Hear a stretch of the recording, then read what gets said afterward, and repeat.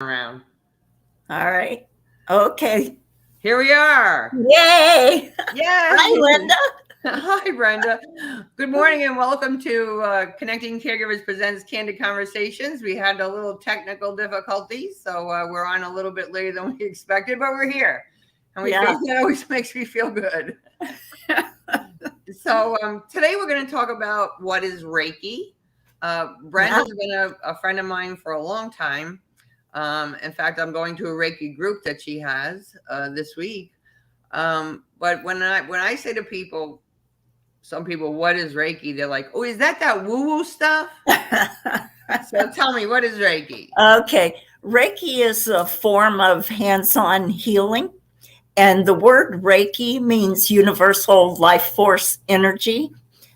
It's a Japanese word. Rei is the universe, everything there, all there, everywhere. And ki is energy. So Reiki opens up our energy points and balances us. And if we have any blockages, maybe from a bad experience or any kind of experience can cause a blockage, then the Reiki moves that around and makes it easier for you to heal yourself. Well, because we are all energy. Yes. A lot of people don't think of themselves as that.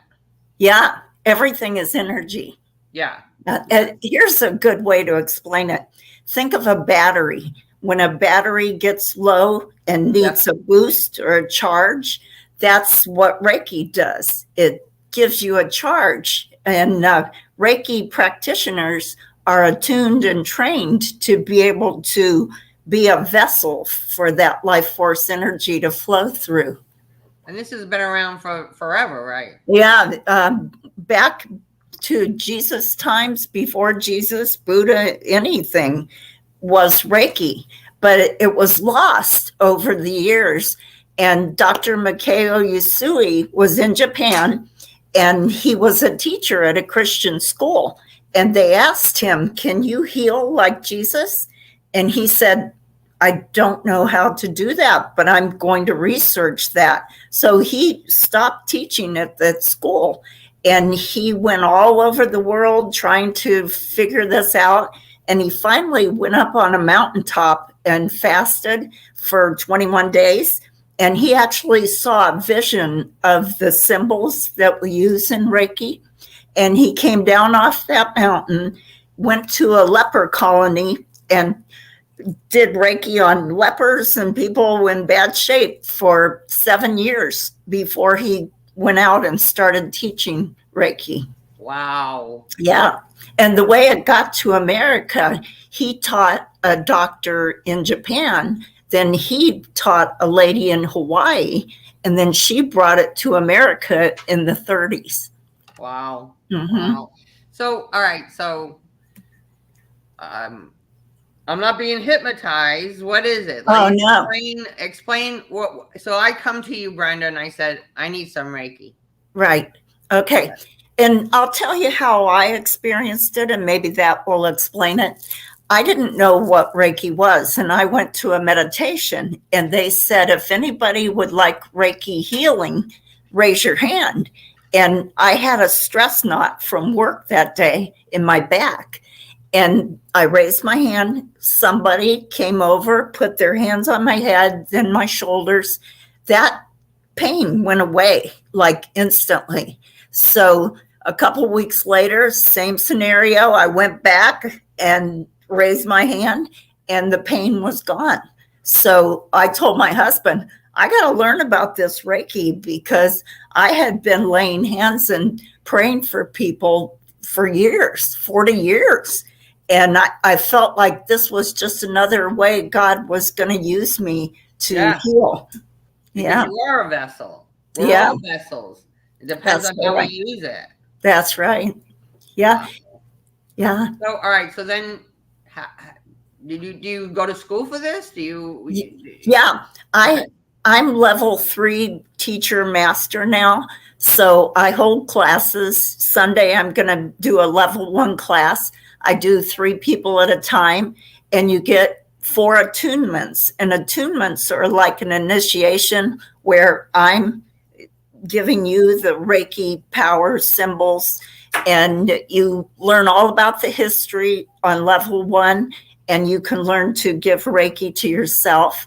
Then level 2, you learn how to give Reiki to others.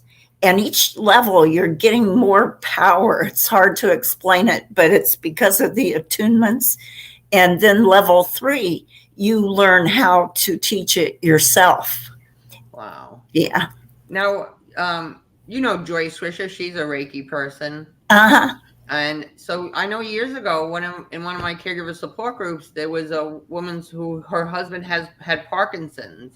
Yeah. And she used to go to his house and do Reiki on it, and it helped him so much. Oh, yes. And I don't think we ever talk about Reiki that way. Right. And you know, it's body, mind, and spirit. So if you have an issue, physical issue, like I just explained about myself, it can be instantaneous, or sometimes it'll take a couple of treatments for you to actually see a difference. But it's just that powerful energy within us. You know, when I give a treatment, I'm connecting the universal life force energy, God, whatever you want to call it, coming into you, connecting with your life force energy, because we all have it. Yeah. Mm-hmm. Well, I just remember her saying that it just made him less agitated. Yes, it's very calming. I've given Reiki to several veterans with PTSD, and it's very effective. So body, mind, and spirit. So physically, mentally, if you're in your head all the time and you need cleared, you know, you've got your crown chakra, your third eye chakra. These are all energy points. But now you're saying chakra. Some people don't know what's a chakra. Chakra is an energy point. That's just another word for it. And we all have those same energy points yes. in our body. Up and down our spines. Mm-hmm. It's exactly the same for everybody. Yes. And I treat all the way down the front, and then I have you roll over on my table, and then I treat you all the way down the back. Well, you know, my brother's coming to visit next week, and he has Parkinson's, so we may need to get together. I would love to do that. Wow, that would be fabulous. All right, so explain to what is a Reiki exchange or a Reiki circle? We hear a lot more about that. Years ago, you just heard about Reiki. I never heard of any exchanges or circles. Right. Reiki exchange, and I have one the last Thursday of every month where I work at Veterans Funeral Care in Clearwater. And that's where several Reiki practitioners, a lot of them are students that I've had over the years, they will come. And you don't have to be a Reiki person to attend, but you're going to sit in a large circle and we meditate for a few minutes. And then all the practitioners go around to everybody. You're going to get several different people touching you. And it's just like a little mini treatment, but exactly what I received when that stress knot went away instantly.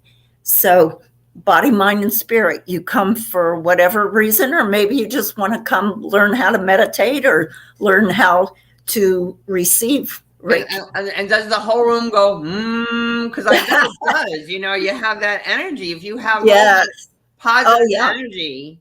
You know, people come into the funeral home where I work, and even if they don't know anything about me or anything else, a lot of times they'll say the energy in here is so good. Yeah, and how often do they say that about a funeral home? Right. Not very often, but yeah, that's why I said earlier we have to learn about energy. You know, I hadn't had one last year because of COVID, but I used to have a gratitude dinner at my clubhouse once a year. And a bunch of people would just come and bring a dish to share and just share an evening of gratitude.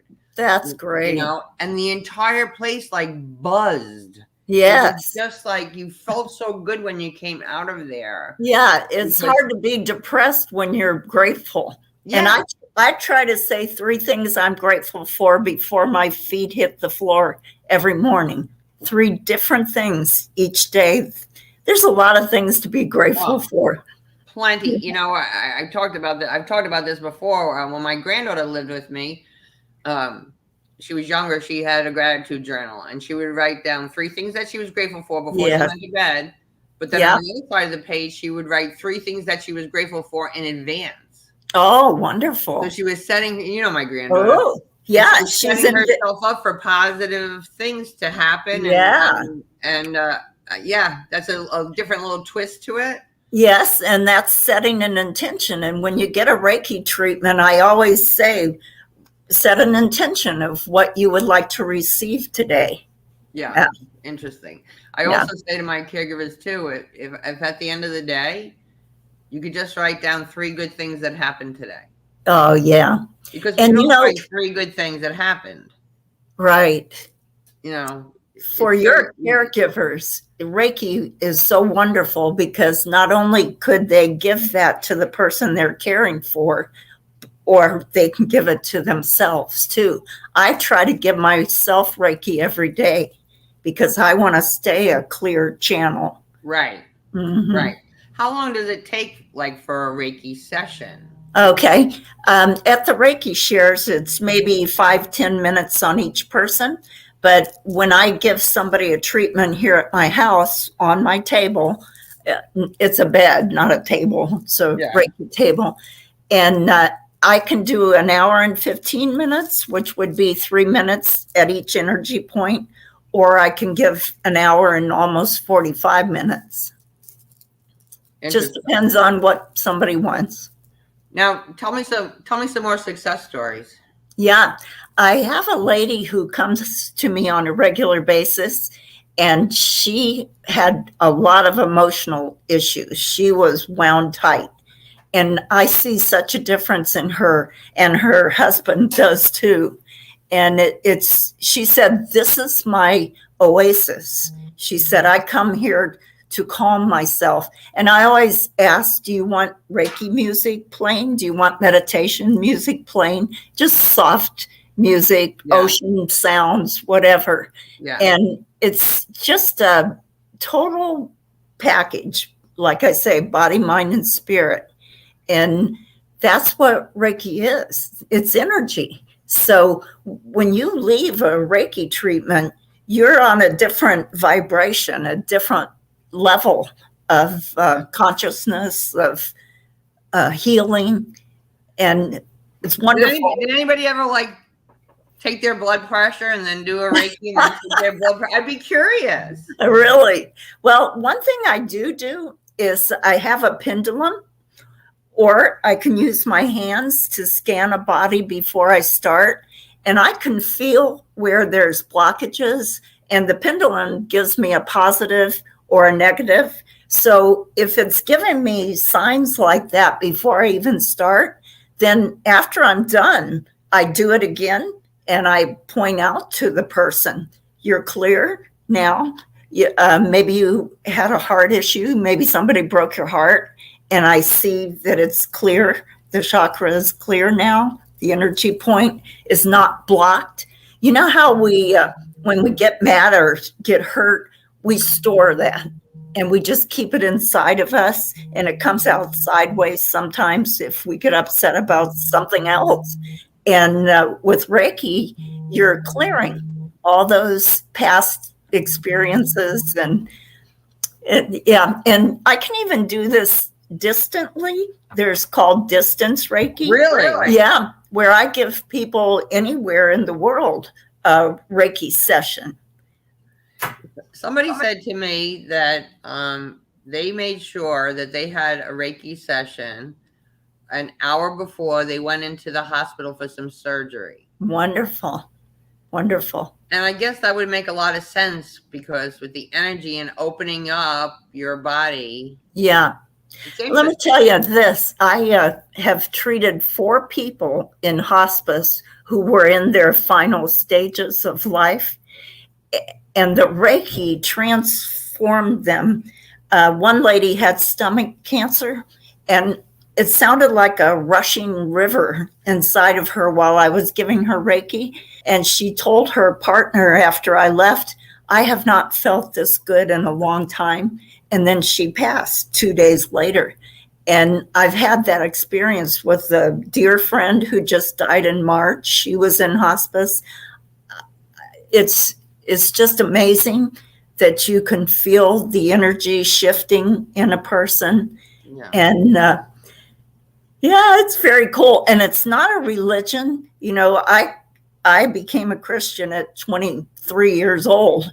And some people are very leery that you're getting into their faith or whatever. Yeah. This has nothing to do with organized religion. It's energy.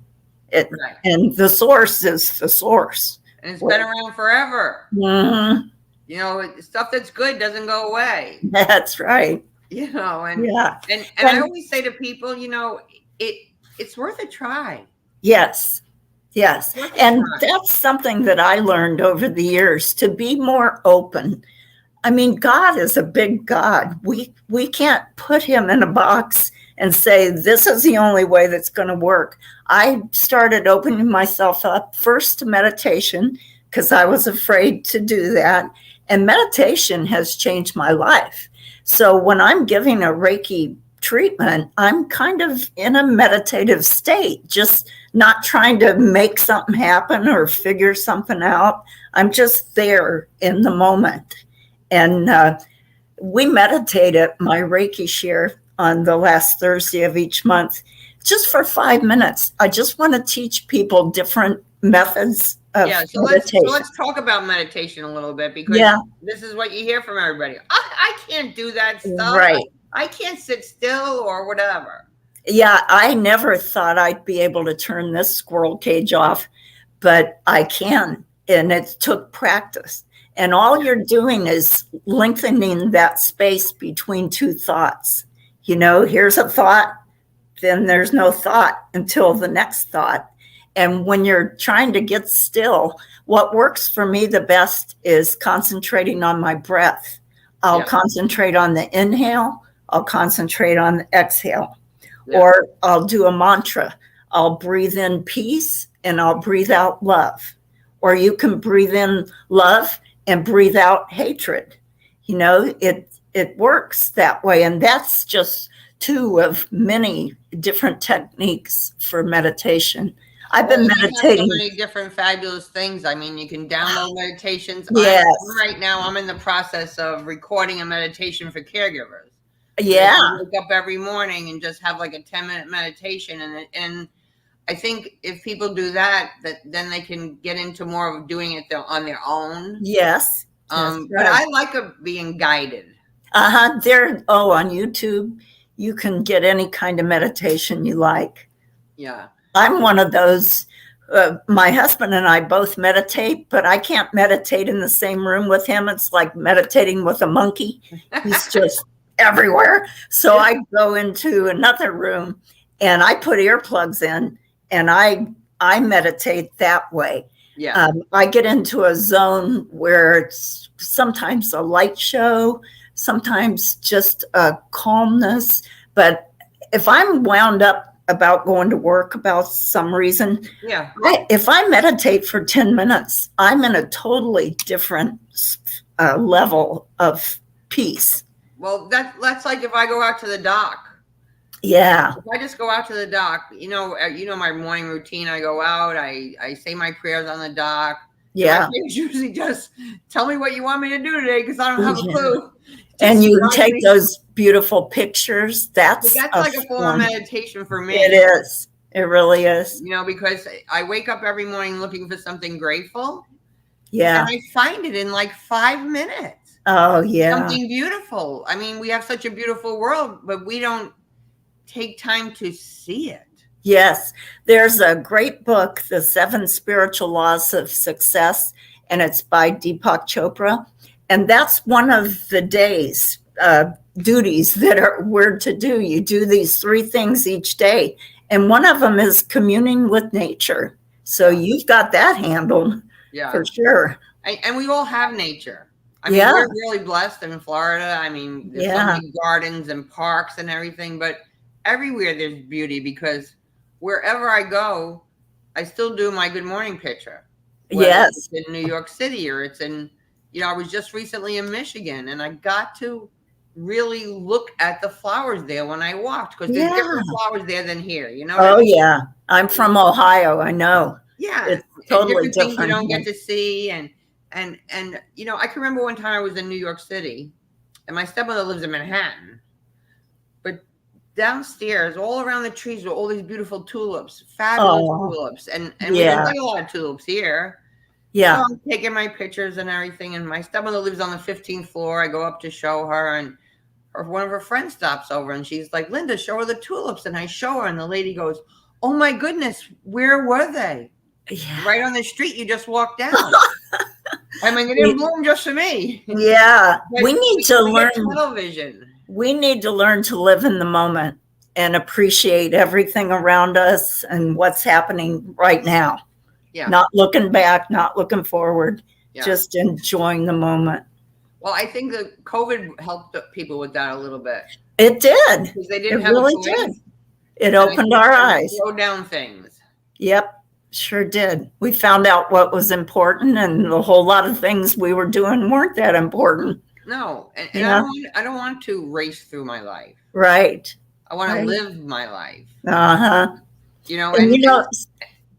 I was going to say, some days living life is a little harder than other days. Yes, for sure. But that's part of it. Yeah. But somebody asked me last year, before the year started, what my intention was or what my goal was for this year. And I said, I want to do more energy work. And that has just been happening everywhere. I went to have a neuro massage therapy done because I'm getting old and my hips hurt and this and that. And I walked in and I saw it said Reiki. And I said, oh, I do Reiki. And he said, okay, you can be my new Reiki person. My girl left. Oh, my goodness. He said, I'll tell people you're my Reiki person and I'll let you use this room over here. And then last week, I was helping Assisting Hands do appreciation. I saw you there. Yeah. And I saw that Reiki studio in that shopping center, and I put my card in the door, and the owner called me and said, can I call you when I'm jammed and I need some help? Because I told her I just live up the street. And so it's like, well, you have to put out to the universe what you want. That's right. You have to create an intention for what you want. You can't be like flipping and flopping around with it, because if you are, then you're just going to flip and flop around with it. That's right. Our prayers should be specific, and we're co-creating our lives. So, and sometimes you just have to watch what you ask for, though, too, because years ago when I was going through a tough time, I used to pray for strength. Yeah. I kept getting a whole bunch of stuff to be strong about. Oh, yeah. And now I pray for clarity. Oh, that's good. Yeah, I've prayed for patience before. You better watch out praying for that, because you're going to learn through practice. Yeah. Well, my daughter just told me yesterday that my mother's been talking to her from heaven, and she's telling my daughter that my daughter needs to be patient with me. Oh, well, that's good.